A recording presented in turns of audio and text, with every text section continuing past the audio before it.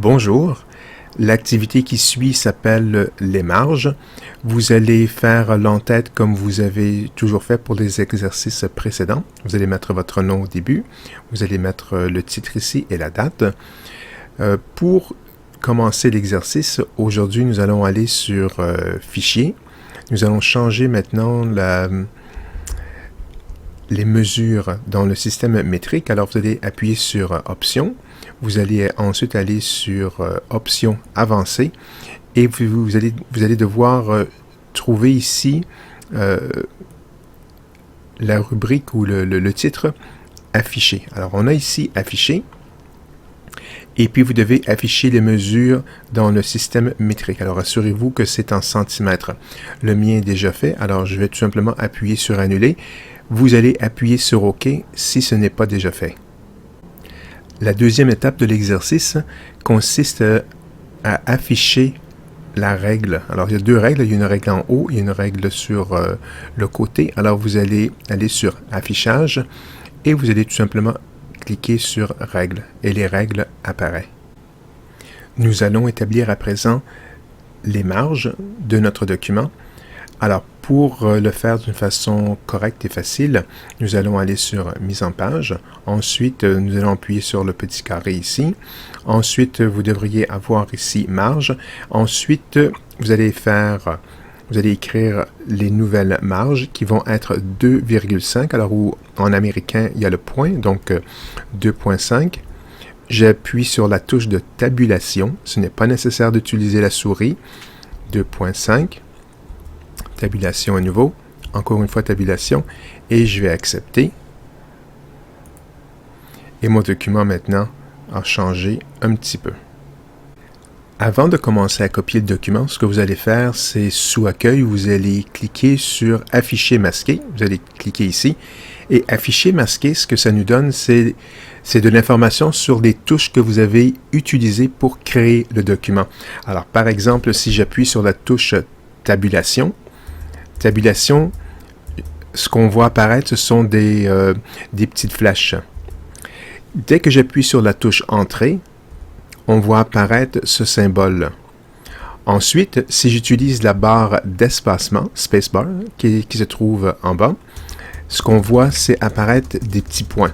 Alors, dès que je vais appuyer à nouveau sur Afficher masqué, alors je peux masquer ce que j'ai fait, cacher, et puis on ne voit pas du tout ce que j'ai fait. On clique ici à nouveau et on voit ce que j'ai fait. Tabulation, barre d'espacement. Donc, je vais effacer mon document. Je vais faire CTRL-A. J'efface tout. Et on va maintenant parler des taquets de tabulation. Les taquets de tabulation vont nous permettre de vraiment centrer notre document parfaitement. Alors, vous allez en premier vous apercevoir qu'ici, il y a les taquets de tabulation. Alors ici, on a la tabulation de gauche. Si j'appuie une seconde fois, on a la tabulation de centre. J'appuie une troisième fois et je vais avoir la tabulation de droite. Tabulation droite. Alors, si j'ai fait une erreur, j'appuie tout simplement à nouveau quelques fois. Et puis, je vais retourner à ma tabulation de gauche. OK, alors, une fois que j'ai ma tabulation de gauche, je vais prendre ma souris et puis on nous demande d'aller à 2 cm. Alors, ce que je vais faire, c'est cliquer. Je suis à l'intérieur de ma règle. Alors, j'appuie une fois. Alors, on voit ici maintenant qu'il y a un petit taquet. Je veux changer maintenant le taquet de centré. Alors, je vais appuyer une seconde fois. Maintenant, j'ai le taquet de tabulation centré et je vais aller à 8 ou 7,5 cm. Alors, je vais appuyer ici dans la règle et j'ai besoin d'un autre taquet de tabulation à 14,5 et c'est celui de droite. Alors, je vais maintenant aller à 14,5 et je clique. Alors, à partir de cet instant-ci, maintenant, je peux commencer à travailler. Alors, je vais appuyer maintenant sur pour pouvoir me déplacer d'un endroit à l'autre sur ma page. Maintenant, je vais utiliser la touche tabulation. Alors, tabulation, une fois. Alors j'arrive exactement dans le centre et je vais mettre maintenant l'information qu'on m'a demandé. Alors je dois écrire alors avec les touches en bloc. Alors les plus gros succès du box Office mondial. Dès que j'appuie maintenant sur la touche retour ou entrée, je vais laisser un espace. Et puis, je vais ensuite commencer à écrire ici. Donc, je vais faire rang, touche de tabulation à nouveau. Je vais faire titre, touche de tabulation. Et ensuite, je vais écrire recette. Alors, tout va être vraiment centré. Touche de tabulation, touche entrée, 2 fois. Ensuite, je commence à écrire. Alors, numéro 1, le premier, c'était Avatar.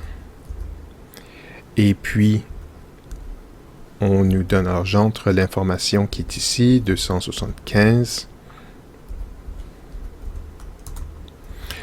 OK, alors, tout maintenant va être parfaitement centré. Alors, je peux cacher ici le afficher masqué, et puis on va voir que tout vraiment est centré. Alors, ma touche de gauche, mon texte va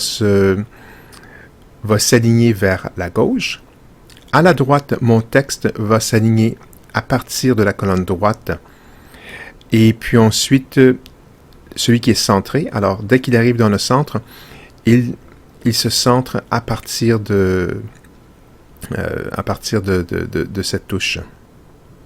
Alors, continuez à écrire le texte qui manque. Vous ne pouvez pas seulement le copier-coller, vous devez absolument le réécrire. Et puis, ensuite, vous allez faire la mise en page qu'on vous demande. Alors, une fois que ton document est terminé, ton document devrait ressembler à ceci. En haut, ici, on a du 16, c'est du Arial. Ici, on a du Arial A12, qui est ensuite en caractère gras. Ici, c'est souligné. Ensuite, on a du 11, Arial 11, et puis on a un espace entre chacun ou chacune des lignes. N'oublie pas de faire une dernière chose qu'on te demande de faire, c'est d'aller à la mise en page.